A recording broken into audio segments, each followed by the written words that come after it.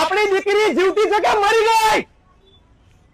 આપણી જયેશભાઈ તમે જાઓ, માણસોને અહીંયા બધાને કોલ કરો, અમદાવાદ ચક્કાજામ કરો આજે રાત્રે. આપણી આ આદિવાસી સમાજની દીકરી ની ઉપર બળાત્કાર થયો કે એને મારી નાખી કે એને ટુકડા કરીને કે ફેંકી દીધી, કઈ હતો પતો નથી. આ પીઆઈ શરમ કરવાની જગ્યાએ લાજવાની જગ્યાએ ગાજવાનું કામ કર્યું. હું કલ્પેશ પરમાર, જનતા સેના અધ્યક્ષ, આ બેનની જોડે અહીંયા ધરણા પર બેસું છું. આ બેનની દીકરીને જ્યાં સુધી બેન તમે રોવાની જરૂર નથી, તમે તમારે જરાય રોવાની જરૂર નથી. તમારી દીકરીને કઈ નહીં થાય. હું બેઠો છું, ફરિયાદ કરો, જે કરવું એ કરો.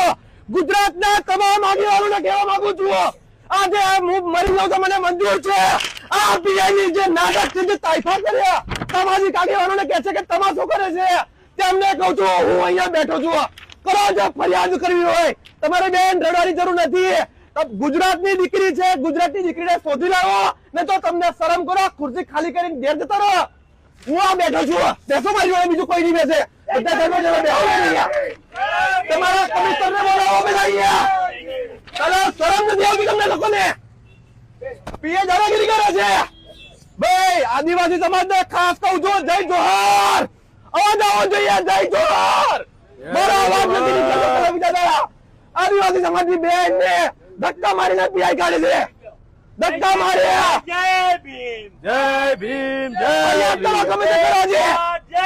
નરોડાની તમામ પબ્લિક ને મારો ફોન લાવી કરો. પેલા મારો ફોન લાવો, ફોન લાવો. જય ભીમ.